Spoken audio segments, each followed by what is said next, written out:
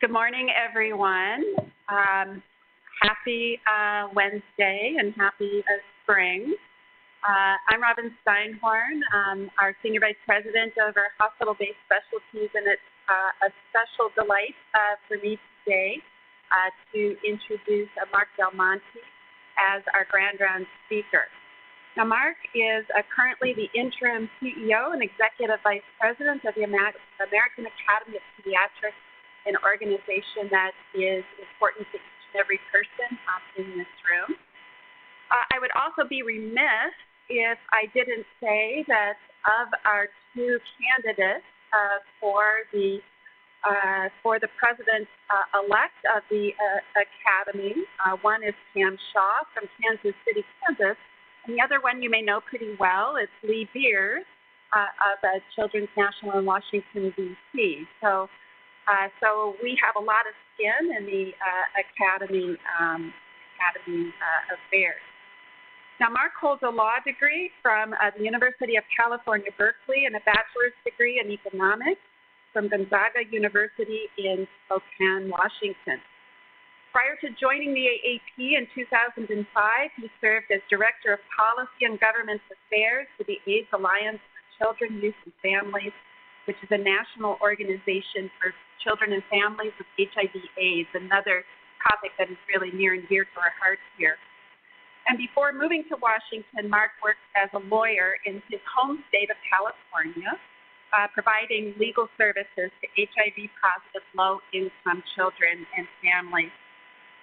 Now, prior to his current role, he joined the AAP in 2005, where he served as the Chief Deputy and Senior Vice President for Advocacy and External Affairs, and he directed the organization's communications, public relations, and advocacy activities, and that's where I first met Mark and feel that everything I know about advocacy and dealing with our representatives on the Hill, I can say I learned from Mark. In 2018, he became interim CEO, Executive Vice President for the AAP, and he continues his very strong voice and combines it with a strong executive team in the organization, which serves 67,000 pediatricians, medical specialists, and surgical specialist members. So Mark is here to talk to us today about advocacy and the pediatricians and optimal health for all children. Thank you for being here. Hello, everybody. Oh, this is fun. This is fun. I've told a few people this already, but I actually live right across the reservoir. And so it's the first time ever I've walked to Grand Rounds. It was an incredible pleasure. I am also told that I avoided parking, which was a double pleasure I didn't even realize. It's great to be here, and I'm thinking a lot about, what do I say specific to you all who actually live and work in the nation's capital. This is a company town in many ways. Not every hospital has the First Lady sneak over sometimes to do some reading or get called upon to testify or be at a press conference or such sophisticated advocacy in the way that feels normal to you here in this institution. But I can tell you, because I've seen with my own eyes many, many places, it's really special and unique what happens here. So the idea that advocacy is sort of baked into what you all are doing is a really wonderful thing. And I can tell you that from my own observation, it's a special thing. And congratulations to your leaders and to all of you who are making a difference in that way. It's a tough time in advocacy, and we have a big agenda, and we know that children have big needs, and so our work is incredibly important and challenging, and we need the kind of cadre of people that are here who are up to the task to bring that expertise and power of voice to advocacy. So I am humbled by the work that you do and really privileged to be here. And as I said, I feel like I'm at home, just like Thanksgiving chat if you want to. But let me give you a few slides. I'm going to talk through a couple of the big topics in child health advocacy at the moment. it would take me longer than the time I have to really go deeply into breadth and depth of the work that you all know about. But I'm going to try to hit some of the big ones, and I'm going to try to save some time for conversation to see what's really on your mind most. If you look at the picture, it's very small, but one among you is figured prominently, and that's Lon Ray Pelusi, who's right up front there. Lon Ray is actually a perfect example of what I was just talking about, who testified in front of the United States Congress last week about child nutrition. That happens to a number of the people that I'm looking around here frequently. Thank you for that, and sorry for all of the people who have to reschedule everything for you when you have to leave at a moment's notice for us. Maybe I should find those people and apologize directly. I work for no one but the Academy of Pediatrics. No. Okay. So the AAP, like every other large organization, has a strategic plan, and the board of directors spend some time on this, and I'm proud of the strategic plan because for most people, the best part of the strategic planning process is that it has concluded and that you don't have to do it again for 5 years. Sorry if that resonates here, and the CEO was good. But this actually is an important strategic plan for AAP because thinking about how to meet the challenges of practice for our members and the needs of children at all levels really requires hard thinking and organization of resources. When you boil down the core competencies, the key drivers of the AAP, it is really education, policy, and advocacy. That is what we do. Those are the key things. That's the center of our bullseye and where our competencies overlap for excellence.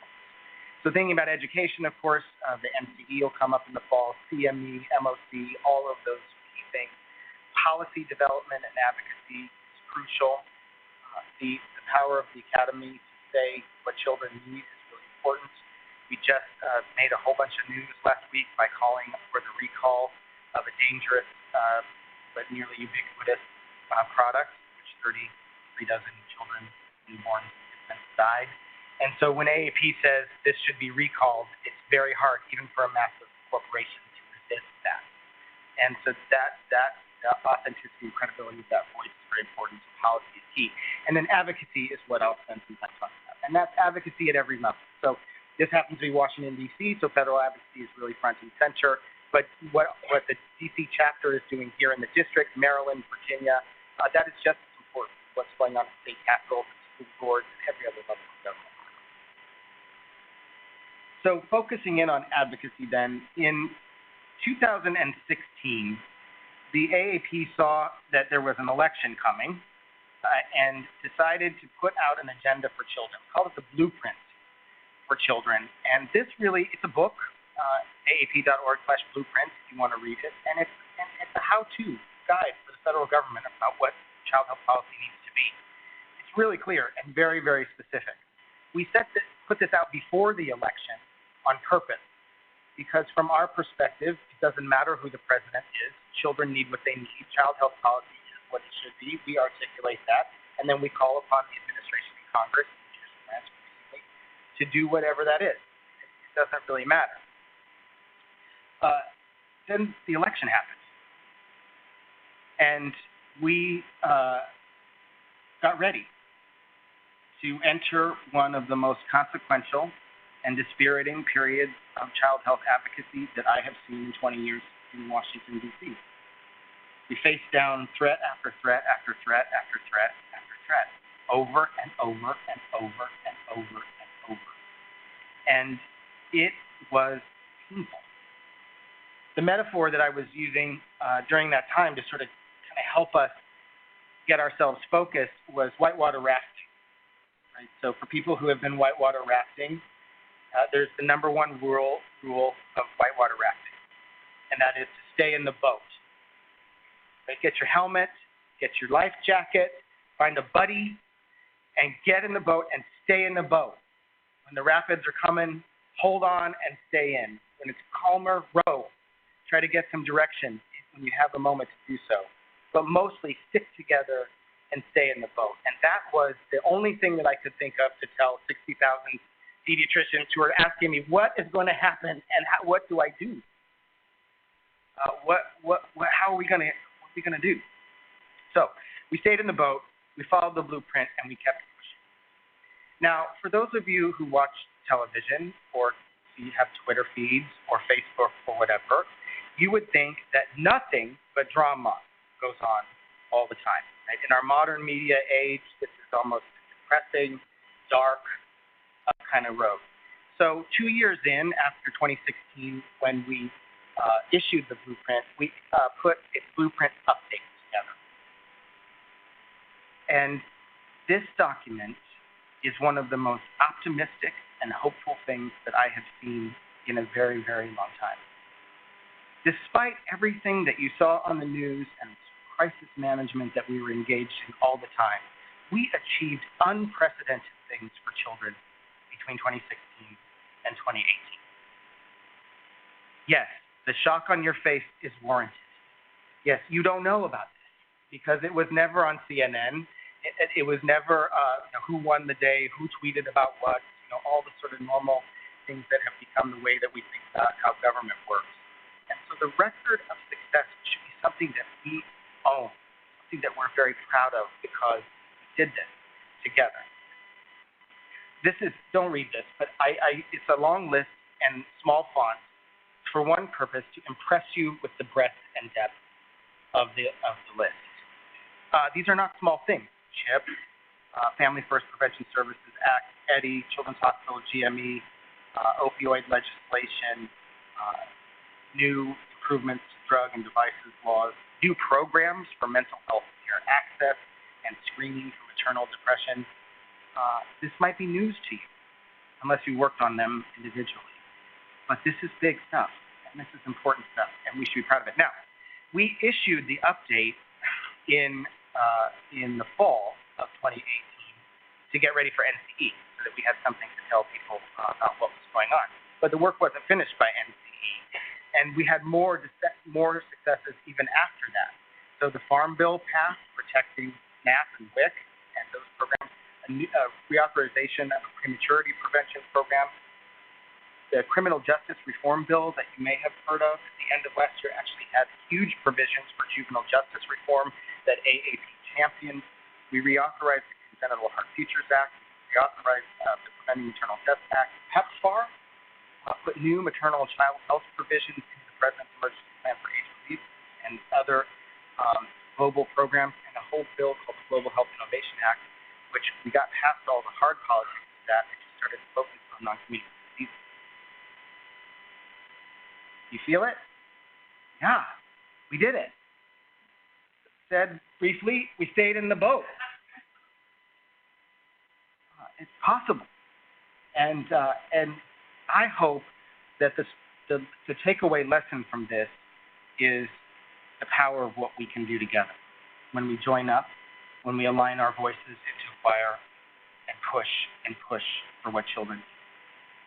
That to me feels a lot, I like feeling like this instead of feeling like, what are we going to do? How do we just bear witness to one horrible policy after another? Instead, we can still work on the environment. We can still change the political environment, the policy environment, and move the ball forward for kids. And that's the end of my talk. No, I'm just here to embolden you and to lift you up because it's been a remarkable period, unprecedented. We got a lot of it. Okay, so now we have a new Congress. The American people spoke last November, and big change came. Surprising change in many ways, unsurprising in others. But every 2 years, we have a new legislature in Washington to deal with, and so this is our new legislature. There were a lot of firsts that came from the election, for sure. So in the House of Representatives, the Republicans lost historically significant numbers of seats. The Democrats gained historically significant numbers of seats. This was not unusual for there to be a big swing in an off-year election, a midterm election, but this level 40 seat is up there among the top of the swing. This one was a big one. In the Senate, the Republicans picked up to, I think there's a very interesting thing to think about. I won't say much about this, but there's an interesting thing to think about in the difference between statewide elections and districting. And we could spend a lot of time for those of you interested in political science about what all that means and who gets represented and by what votes and all that. There's a very interesting, and I thought, I'm a lawyer, and so I think nerdy things like the electoral college are kind of fun to think about. The idea that that's now in the public debate is fascinating to me. If you want to talk more about that Q&A, I won't go on. So we have a historic number of women in the United States House of Representatives, historic. Now, there are 435 seats in the House of Representatives. There are not 218 women in the House of Representatives, so we still have a lot of work to do. But we're gaining, and that's quite important. The first Native American congresswoman was elected in this election. 2 Muslim congresswomen were elected in this election. And the very first pediatrician in the history of the United States of America was elected to the House of Representatives. Amazing. Now, she needs a team. So if any of you are interested in joining her in the United States House of Representatives, send me an email. I'd be happy to talk to you about this. But Kim Schreier is a wonderful pediatrician. She had never run for anything ever before, was not a political person really, and she tells her story that after 2016 she decided that she had to do something. She ran in a Republican district in Washington State, very interesting district, kind of a suburban but mostly rural, had been represented by a Republican former sheriff for a number of terms, Dr. Dave Reichert, and ran as a pediatrician and ran in a red district with ads talking about gun violence prevention and teen suicide. Which, if you are in politics or think about politics, you would, and any political consultant on earth would tell her that she was nuts. That's not how this works. But because she was saying it, because a pediatrician was talking about adolescent suicide, it changed the rules about what was acceptable political discourse in that election. And there's some lessons in that for us. I think there's something to be learned about the power of pediatricians in talking about some of these really highly polarizing issues. She's terrific, and we are working with her already on a very aggressive, ambitious legislative agenda for kids. It's really wonderful to go into a member of Congress's office and not have to explain that children are not just little adults. You can start on third base every single time. It's a real pleasure. She can't do it alone, though, so if you want to run for Congress, start that. Okay. We also, in the legislative arena, have Dr. Schreier and many others who champion kids, but in the administrative side as well, there are pediatricians in high places all over. And so Admiral Brett Giroir, who is pediatric intensivist, is the deputy secretary at the ASH, the Assistant Secretary for Health and Human Services. It's the highest ranking position in the Department of Health and Human Services. The secretary is not a physician. The assistant secretary is a pediatric intensivist. He's a wonderful person and a pediatrician through and through. We have a new director of the Maternal Child Health Bureau, Dr. Michael Warren, a pediatrician, and of course Dr. Diana Bianchi, pediatrician and head of the National Institute of Child Health. Government always works better when pediatricians are running it, and so if the legislature is not your interest, we can talk about the administration and the executive branch as well. So what are we going to do with all these new opportunities in the United States Congress? We've got big work ahead. We need to reauthorize the Child Abuse Prevention and Treatment Act. We have a disaster preparedness bill called the Pandemic and All Hazards Preparedness Act. We need to, for the first time, it was included in the ACA fund, a pediatric subspecialty loan repayment program to to relieve debt, particularly in those subspecialties that are under matching because the debt load and payment is so low. We have work to do on autism, emergency medical services, newborn screening, child nutrition. We've got to keep the federal government funded and growing. NIH has had a couple of good years in a row. That's important for biomedical research enterprise. The CDC has not. So we need to get much more dollars to Centers for Disease Control and Prevention. We have over-the-counter drug reform to work on, immigration, we talk a lot about, like gun violence, I'll say more, and then the continued work on access. Okay, so that's the agenda and our priorities. But we're standing on solid ground and a record of success. So let me dig in more deeply then, thinking about how the top issues and your voice come on. So on all of the issues that I just listed and those that I'll talk about next, there are many ways for individual members of the AAP and others who care about children to engage.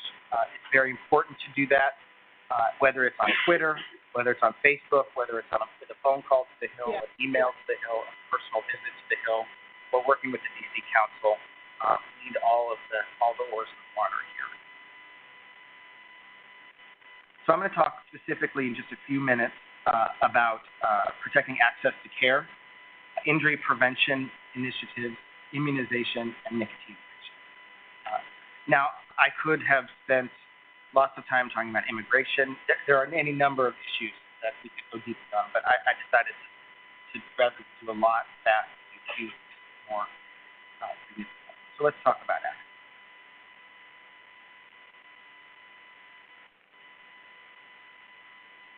The threats to the Affordable Care Act legislatively and to Medicaid legislatively are largely behind us for the near term. We do not expect for there to be these sort of metaphysical bills where Medicaid ends as we understand it, or millions of people are affected by the repeal of the ACA, or those kinds of legislation. There's no stomach for that in the House, and there's no political will anymore, particularly as we start to think about upcoming elections. So that's good. We're not going to have these big crises moments in the Congress where we all stay up until 1 o'clock in the morning hoping that one person says no. And that's really good. I think the administration is quite aware that that's the case as well. And so what they're going to do, what they're going to try to do administratively, what they could not do legislatively, and that is very, very significant. So there are, I would say, two different buckets. One is administrative, regulatory type activities that undermine the Affordable Care Act, that undermine particularly the healthcare marketplace, and that's through the use of association health plans, short-term, limited duration insurance plans, revised waivers on marketplace, and then litigation. They found a judge in Texas who said that the Affordable Care Act is unconstitutional, and that's the big agenda on ACA. On Medicaid, 1,000 different ideas to undermine access. So work requirements, enrollment periods, lockouts, mandatory drug testing, rolling back EPSDT protections for 19 and 20-year-olds, block grants and per capita caps, all sorts of things. Just a relentless drive to undermine the Medicaid program across the country. What's getting a lot of news these days is this sort of idea about whether or not that the administration has the authority, or the CMS has the authority to block grant Medicaid absent a law. And they're experimenting, and they've got a lot of governors who want to experiment with them about that. And so they're going to try some of these things, and they're going to roll out some of the Medicaid block grants in states where they're willing to do that. I can tell you I don't want to be undiplomatic so early in the morning. I can tell you that the legal basis for this is dubious. And I think that's very generous of me at this point. The law is the law. And so just because they try it doesn't mean it's legal. And the litigation, there is a third branch of government, and that's the judicial branch. And we will continue to meet them there when they do things that are illegal. But this notion is, I think, worrisome from a dubious legal theory perspective. But also, the problem with Medicaid block grants is always the problem with Medicaid block grants. They are deep Medicaid cuts. They undermine systems and cost shift to the state, period. So whether you achieve them administratively or you achieve them through a legislative action, they're a bad idea either way, whatever mechanism that you're using, because it's dangerous and undermines the system of care. So we oppose Medicaid block grants on policy grounds, irrespective of whether or not the Congress writes a law or the administration gets one by the court. This is a bad idea, and governors know it. Governors know it's cost shift, and that they better get ready for uncompensated care in their hospitals. They're able to do this. So they'll keep trying. This is just a couple of weeks ago, 3 different articles from the New York Times. Judge blocks Medicaid work requirements in Arkansas and Kentucky. Judge strikes down rule allowing skimpy health insurance plans. Trump's small business health insurance plan struck down. So, all right, so that's 3 off the list at this point, and so one wonders why keep doing this? Why keep doing it? And I think that's beyond my pay grade. By the way, I don't have the answer. That was a rhetorical question, but it does waste a lot of time, energy, and effort fighting these off, getting partners, getting law firms, but the principles that we're operating are still sound. That insurance should be insurance. It should have risk pooling and a package of benefits that actually promotes individual health as well as family health and hopefully population health. Beyond that, there should not be junk insurance plans where the premiums exceed the available payout for medical losses if someone gets sick, pre-existing conditions, all of those things. You understand that. So we're going to continue with these skirmishes right along, I think. And they will continue to be litigated in courts. Injury prevention. This one's a big one. This one has lots of parts. There's something about injury prevention that feels uniquely pediatric. That preventing injuries has been, along with infectious diseases, immunization and injury prevention feel like core things that have been the work of the profession since it was founded. And so we think about bicycle helmets and seat belts and car seats and child-proof safety caps and all of that sort of stuff. That is just good work. It's just solid work to improve the health and well-being of children. I think that work is become increasingly back in focus for us in recent years. The first one, of course, is gun violence. This is not, unfortunately, something that we don't know anything about here in Washington, D.C. And we talk a lot about the notorious spree killings in schools, mass shootings, etc. But the real issue is that every single day, 83 children are injured or killed with guns in the United States. That doesn't get on the news. 83 and 83 and 83 and 83 and 83. In a mass shooting, that one gets on the news. Gun violence is the leading cause of death for adolescents 15 to 19, more than motor vehicle injury, which is usually number 1 on everything. There's some possibilities. I talked about Dr. Schreier's ability to shift the message here. And the politics have changed a little bit too. Another lesson that we learned from the 2016 election is that you can run for office talking about common sense gun violence prevention measures and still win in a lot of places. For the first time, NRA-backed candidates lost in a lot of places. And so that to me sensed that there's something shifting, that this conversation is starting to open new possibilities that were not entrenched in the same kind of stale Second Amendment arguments. But if we start talking about gun violence prevention, there's a resonance there, and that gives us a chance to move forward. very important. I think the messenger is very important in this too.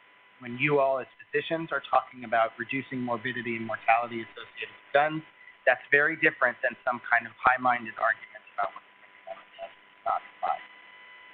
The argument in public health terms is sort of common sense. And one of the things that we do in public health is invest in research.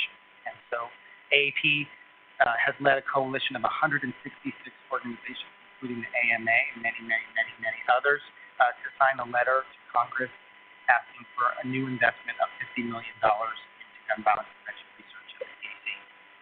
We haven't done federally funded gun violence prevention research in a couple of decades. Other people have been working in this space, but without public dollars. And that seems to me, the public health is CDC's purview, and this is the right thing for CDC to be working on. We don't know what that looks like yet, and I'm more optimistic at this moment in time that we can actually get some resources to CDC to do this than I have been in maybe 10 years, maybe more. We devoted the entire AAP legislative conference to this issue a couple of weekends ago to bring that message to Capitol Hill. I think what we're learning is that when we lean on the public health and the medical communities to advocate for this, it changes the dynamics. That's hopeful. We also think at AAP that there's opportunity for clinical intervention. It's not just public policy. So thinking about what can happen in anticipatory guidance and in offices and counseling in the communities, we will have a summit next month on gun safety and injury prevention. This is going to be really exciting from the headquarters of AAP in Illinois, and we're going to bring together groups who haven't normally been together. So we're talking about faith communities and public health and medicine and police and public health officials and city government leaders, all in the same room to think about what is the basket of interventions that we can agree upon that are evidence-based, that we can scale up in order to start moving these, no matter what the politicians do, in spite of what the politicians do, that we can make a difference in this area. So I look forward to saying a lot more about the results of that and releasing a lot more about that to communities all over the country who are affected by gun violence. That'll be very soon. We're lucky to have the Beaumont Foundation as a partner. Stay tuned, because it's the beginning of May. Outside of gun violence, injury prevention has taken a whole bunch of new directions recently. If we think about, say, sleep, laundry packets, why people eat these things somewhat. Now, I'm not going to babies. You got to watch out, because they're very appealing looking, and you can understand why it's infants. But why an adolescent would on purpose eat this? Are there adolescent medicine experts? Oh, there you are. Yeah, come talk to me after. I need to understand. I get the cinnamon thing, but gross. It's just gross. Suffocations and strangulations from window blinds, high-powered magnets. We've been working on those a lot. Swallows, furniture tip-overs. This is sort of our work. The evidence is key. Surveillance is key. Interventions are key. Public health research is also key. And that the Consumer Product Safety Commission and CDC work together on these things. And bridging that is a perfect example of what just happened last week with the recall of the CPSC was monitoring, Consumer Reports was monitoring, CDC was collecting. You gather all that up, and you say it's time to make a change. It's time to make a difference here. That's really very important. The story of injury prevention, though, I think is mixed right now. If you look at where we've been, this is fatal unintentional injuries among U.S. children 0 to 19 by gender, 1981 to 2017. The slope of those curves is very satisfying to look at in the 80s and 90s, and then in the 2000s starts to flatten. We did a little better in the last few years, but they're really flattening out now. We've got a lot more to go to drive those curves back in the correct direction, downward, and sustain it. I think this is data that calls us to do something new and to recommit to injury prevention. This story is not even across the country. So if you look at state-by-state variation, this is again same data, 0 to 19, and taken across by states. Some states have much higher rates than others. And so from a risk adjustment, we need to focus in on places where we can do the most good taxes. And that's stark. This is the same data broken out by race, ethnicity. So in the same way that there is not geographic uniformity of distribution of these injuries, there is not uniformity across minority populations as well. And so American Indian and Alaska Native kids are dying at rates much higher than others. And minority communities are really disproportionately impacted, particularly Native and African American.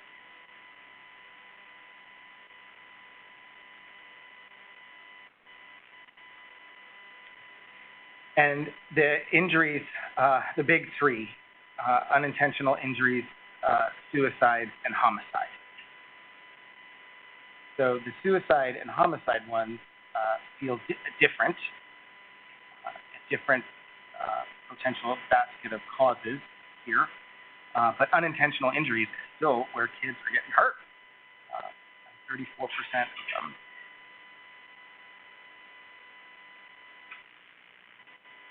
Breaking that down, that top 30% number, motor vehicle incidents still at the top.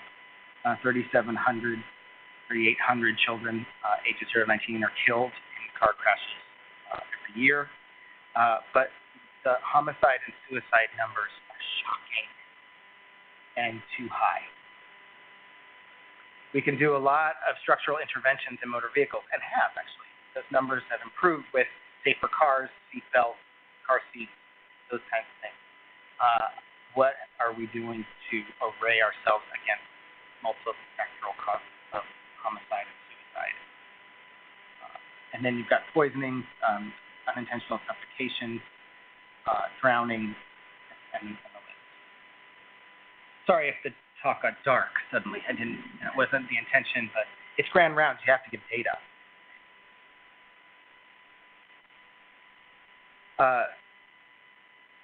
This is more on the suicide numbers. The firearm number is worth taking action about, but the overall number is shocking, and the curve is terrifying. If you look at YRBS data, this is Youth Risk Behavior Survey data.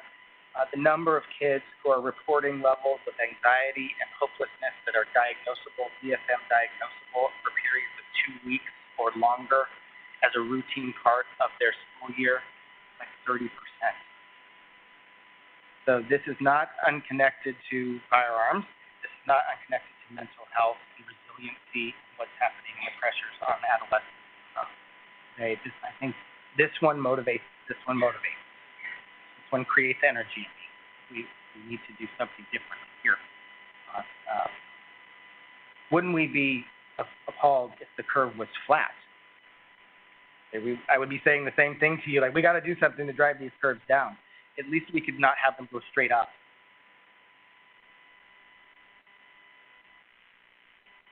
And then another is drowning. We've been thinking a lot about this one recently at AAP. The number of drowning 0 to 19, this is broken out by gender.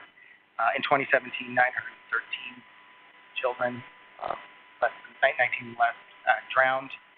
The vast majority of these, actually not the vast, 60% of these or more are outside of swim time. So the drownings occur when we're not got all our stuff on and there's family by the beach or the pool or whatever you would think of as people preparing for water risk. It happens in a bucket, in the toilet, in the bathtub, in the ungated pool, in the lake. This one is also really starkly differentiated by minority race ethnicity group. Again, American Indian, Alaska Natives, especially the youngest kids, are really disproportionately affected. And then the last one is sudden unexplained infant death. This is another story of, this is one where back to sleep It's one I like to talk about because it shows that these things have the capacity for intervention. That if you focus on a problem and you talk about it and you tell families back to sleep all the time, get the bedding out, you can drive these rates down. But after the sustained and new focus based on data, on sleep positioning, et cetera, these curves have also flattened.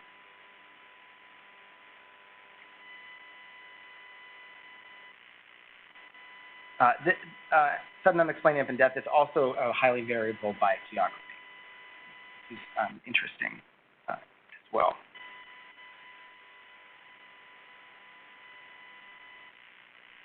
Okay, so let's take drowning as a way, if we want to focus on that one.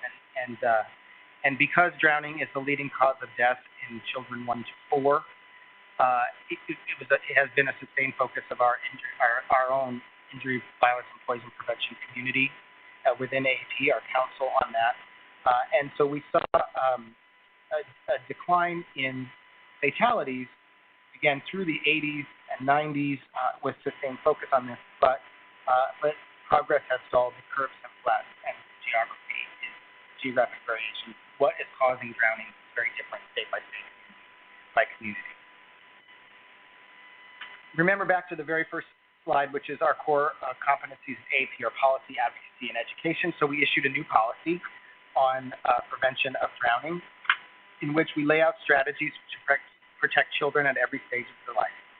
New parents are advised to be vigilant at bath time and to empty all buckets and wading pools immediately. All children should learn to swim, and children and teens should wear life jackets while near open bodies of water. Teens can learn CPR and other water safety skills.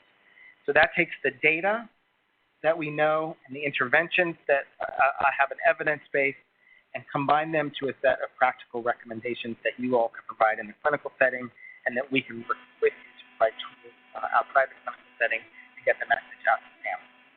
So this is, I think, something we can really work on. This is going to be one that we can watch this curve and see what we did here. And in the modern day, we used to issue lots of toolkits to you all and put it in Bright Futures and all of that sort of stuff. We will continue to do that. But now, with the modern social media and modern communications tools, we have lots of other ways to do this. So infographics, right? That's the thing. That's the thing that gets circulated on Facebook and on Instagram and on Twitter. So we developed a series of infographics but based on ages and stages. So the one that you're looking at here, it's hard to see, but it's okay, is the infant one. This is the toddler one. So the infant one's title is Water Safety Tips for New Parents.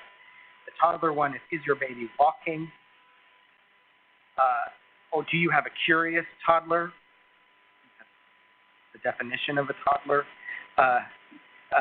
Think about that. Can your child swim as we get a little older? Teenagers, water safety for teens, and then one with one about pools in particular. These are all available to you. Download them, use them on ap.org. You can get them easily. We want these to be circulated everywhere. We are working with some families who sadly lost a child to drowning with a new PSA set of new rollout of PSAs that we just filmed, and they're going to roll out in May. Hopefully you'll see them on television and to get this message out in every way that the modern media landscape gets messages out. It has to be sustained. You have to keep going. It can't just be a flash. It has to be a lot of sustained work. So integrating these messages into our work is going to be very important. But I think I wanted to highlight the drowning one because on any of the topics that I touched upon, sudden infant death, gun violence, unintentional injury, motor vehicles, we can do these things. We have the ability to reduce injury. Vaping. Is anyone vaping in Washington, D.C.? You see this?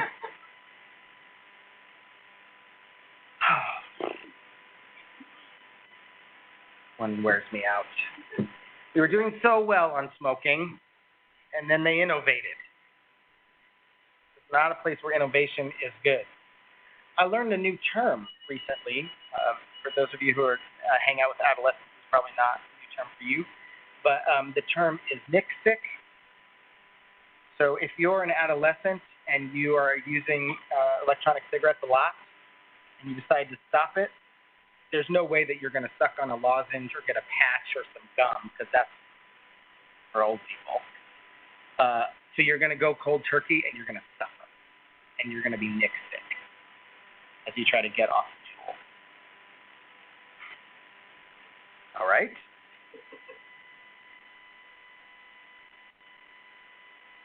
The ubiquitousness of these products, I think, caught us all. These exploded, and the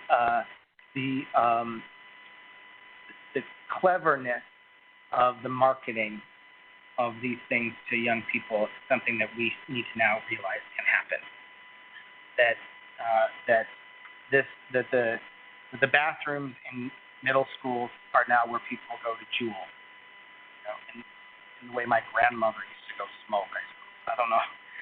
But this has now gotten out in front of us, and they sit in a beautiful regulatory hole within the FDA. And so there's very little that we can do about this. And all of their claiming that their NRT, there's no evidence for this, or that there's somehow harm reduction from smoking. Maybe that's true, but someone's going to have to show me some data about that. The number of high schoolers who used electronic cigarettes or electronic nicotine delivery devices in the past 30 days has rose 75% in 2018. 3 million high school students had smoked or vaped in the past 30 days. This is 2018 preliminary data from CDC from the Youth Tobacco Survey. So this is becoming normative. And the idea that many of them don't know that Juul has has nicotine in it is shocking. Because this is cool. The byproduct of electronic nicotine delivery devices is liquid nicotine, as juice that goes in some. Now, Juuls are a little bit different because they're cartridges. Some of the older ones, particularly ones the adults are using, are refillable because it's cheaper. And the liquid that goes in them is enough to kill a child very, very quickly and easily. This was something unheard of in 2012. In 2013, we started seeing poison control centers get phone calls about this, and then in 2014, bam. All of a sudden, this was a really, really big deal.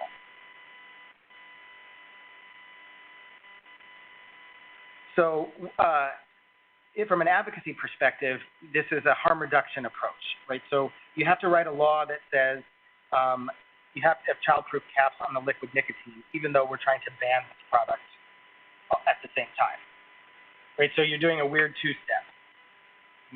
Make it a little bit safer because we were up on the Hill in 2014 telling Congress a toddler will die. This will happen. There's going to be a death from this.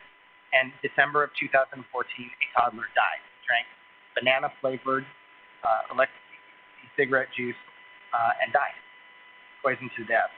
And so we got the Child Nicotine Poisoning Prevention Act passed, and we're having trouble implementing it. This is an industry that doesn't like regulation very much. And so we're continuing to press as this goes forward. We need implementation and enforcement. Now, you're hearing lots of news about SEA and electronic cigarettes. We think this is all going in the correct direction. They are limiting who can buy electronic cigarettes and where. This is in no way enough or even close to enough, but it is at least action by FDA. The concern was of minors getting access to the really flavorful ones, so cucumber, cream, fruit, and mango. And so those can only be sold in vape shops where they're supposed to check IDs. The sort of tobacco-flavored ones can still be sold everywhere. If you think about this long enough, the idea that putting them in a vape shop is a real impediment to adolescent and youth access is kind of silly, right? You know that this will not really keep them from them, but it's at least something. It's starting to raise awareness about this. We are still working on tobacco as a topic. There is a now new FDA regulation that will take menthol out of cigarettes finally. that this flavoring is dangerous. And Scott Gottlieb was a very effective voice for this and raised the alarm about it. And we're concerned that the absence of Scott Gottlieb put us back. He was an effective FDA commissioner on this, and he's now left the FDA abruptly. So we'll see, but I'm worried that we'll lift our foot off the gas here. And for the first time in January, FDA had a meeting with youth cigarettes. We're trying. Okay, last comment on immunization, and then we'll get to questions.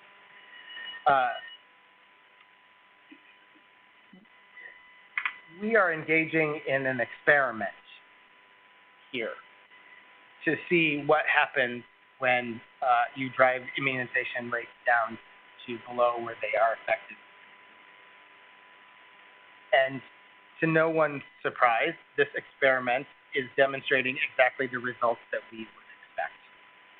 And we see now a global rise in the number of measles cases in particular, but not just measles. And we have seen the opponents of vaccines become increasingly sophisticated in their advocacy and in their communication. That misinformation with social media as a vector has become really, really smart. They've become very, very smart about this, introducing bills in state legislatures. There was a bill introduced in the state of Georgia this year that would declare vaccines unsafe. And that in order to administer a vaccine, you would have to sit with every family and read the package insert on every one of them. Have you even seen package insert on a vaccine? So this is not designed to educate families or induce informed consent, right? This is a barrier to access, 100%. And so the Academy, we've been working on this. This is core for us, and we will continue to do this, particularly to help our members who are counseling families day after day, every day, all day. But the least we can do is take on the big social media giants who are allowing platforms to be used to generate and disseminate junk, this sort of stuff. And so in the beginning of March, Dr. Kyle Yasuda, who's the president of the AP, wrote a letter to the big platforms, Google, Facebook, and Pinterest, saying that that science is science, and we should be, at the very least, promoting science-based approaches to immunizations, and at the very most, stopping their platforms from being used as a mechanism of misinformation. That was important, I think, and we have been, and the response from the big ones has been more than I expected in some ways. It was also covered in the New York Times. And so the pediatricians are growing concerned about this. We got to push back in a structural way. Is also very important. We need all sorts of ideas about immunization. We don't have this is growing and troublesome, and so we're going to need to think about it differently, and we're going to have to work harder in a different way to sort of re-bolster the confidence in routine administration, particularly in childhood immunizations, but otherwise, flu, et cetera. The media story is better. No longer are we seeing stories in mainstream media outlets that hold the scientist and a actress as expert equivalents in the safety of vaccines. So that false equivalency we've largely seen evaporate from media stories. That's good, and that was hard, and that was important work. And thank you for pushing back on all of that. I think the social media piece is the new front. Where they're intermediate, they're not, they're disintermediated, right? There's nobody between them and the target. And then you compare the social media strategies with state legislative strategies designed to keep everybody safe. So this is important work, and important work for the Academy and for every single one of us. Okay, so what did I just tell you? What just happened here? I feel like I've been through a survey of horrible. Let's go back to the beginning where I told you that we are powerful and can do big things.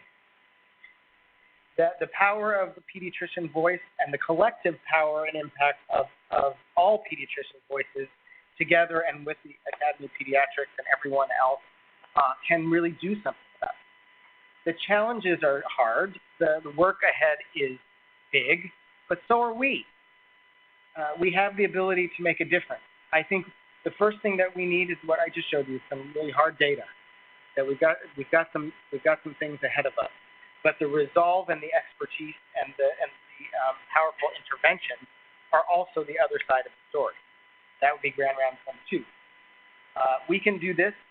We have done it. Now is the time, I think, since we have demonstrated the power of the voice, is to turn it to the next thing. And I think the next thing are the big challenges that I just described to you. It's really fun to be in Washington, D.C. I'm really happy to be in front of this group in particular, and so I have some time for questions, and I look forward to them. Thank you very much.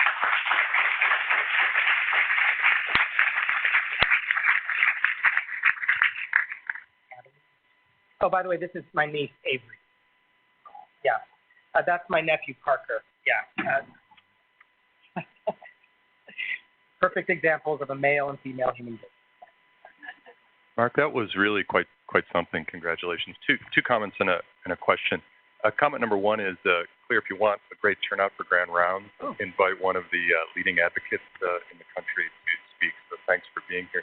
Comment number two, is there any way we can clone you and put one of you in each state capital? It would only be 50. We could do it.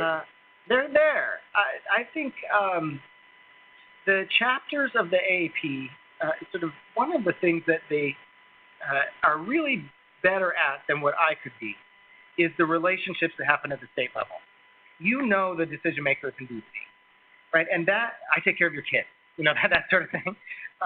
So I think that our work at the state is actually more personal in some ways, and that advocacy is more direct. Not all states are the same. In California, Florida, Texas, big states. But in many places, you can move the ball very quickly. And I think the pediatrician voice is often more effective than even a lobbyist in that circumstance because it's so much more relational and so much more clear. But that wasn't your question. My question is a simple one. Just back to the Medicaid piece and some of the other things you talked about. How in the world can it be, you know, through your political lens, how can it be politically expedient to attack children? You know, ACA access and Medicaid access, how can it be politically expedient to attack Medicaid? I still don't get it. You want me to answer that question? Yeah. It's not. Okay. Could be turned around on people who are attacking it. I mean, you're attacking children. Let me be serious about it. I think there is a legitimate political philosophy that the government has no role in healthcare. It's a credible viewpoint that the government should be very, very small, protect the national defense, maybe roads, you know, and not much else. And this sort of massive expansion of the government into things in which it has no business just drives up taxes, drives up bureaucracy intervening in your life. And the world would be a lot better if you could get the government out of the way, right? Government's not the solution to the problem. I think so. That is a dynamic political philosophy, and it might not be one I agree with personally. I think that there's some things that government can do better than anyone else. That's my own view. I am looking forward to a time when that is the debate we're having. That, you know, it's a clash of ideas between people of good faith and real belief about the size and scope of the federal government or any government. I think what we're into now is sort of a tribalism that if these people are for it, we're against it, and it doesn't matter what the policy output is and what the outcome of the thing is. That, I feel like we have to get back away from that. We have to step back from this place of, if this person proposed it, I will disagree with it, even if the person that I agree with proposed it first. Right? It's sort of, I think the best term is tribal. Like, are you on my team or on the other team? Now this is just a fight. I don't mind a good debate about political philosophy. What's the size and scope of the federal government? I mean, certainly we're the legacy of Adams and Madison, and you know, these were the debates that founded the country. I'm not worried about that. I think the punitive policy designed to hurt poor people is because to get a win is where you're saying, and I think. The strange and unspoken about byproduct of the ACA repeal fight is that it educated 100 senators about what would happen to their state if Medicaid went away. And they didn't know that before. And they still voted. There's still party loyalty there. But they learned very, very distinctly what would happen to their state budget if that federal match in particular went away. So there still is a policy argument that happens underneath the surface, but I think all the stuff that happens in the news is just unhelpful yelling. Yeah, when you looked at the inflection point of the rise in suicide, it was after the black box warning in 2003 to 2004, and before then, pediatricians were completely comfortable recognizing, diagnosing, and prescribing SSRIs for anxiety and depression, because you can't die in an overdose of an SSRI the way you can in a tricyclic.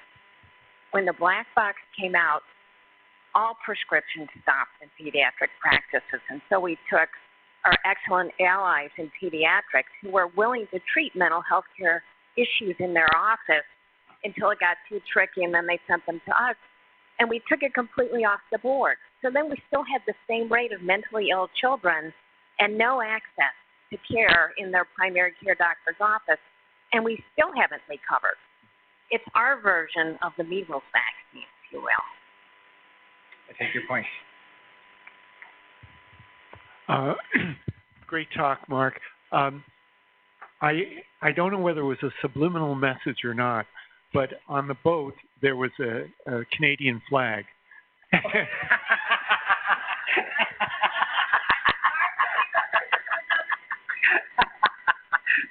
No, it was a Google image that I found the best place to celebrate. But I am wondering whether you could speak for a moment with all the Democratic candidates now. There are a whole lot of ideas floated about health care, and any sort of thought about where you think this might go in the election. Isn't that interesting? Has anyone here announced for president?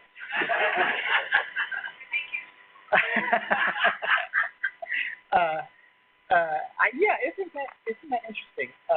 And how healthcare policy debates have moved quite dramatically. The AAP does not have a position on single payer, and so I won't comment on that from the AP perspective. But I think one of the lessons, our media is really so focused on the horse race these days, but one of the really clear and unfocused upon issues that was salient in 2018 was healthcare. That never went away. We turned our attention from it in Washington, but it was still so salient to the lives of Americans. So I think that we have an opportunity to re-inject some of that discussion. I hope it gets a little more complicated than it is right now. It's just about sort of, now we have buzzwords, pre-existing conditions and drug prices, but not a conversation about what to do with elder care and what to do with children who are sick,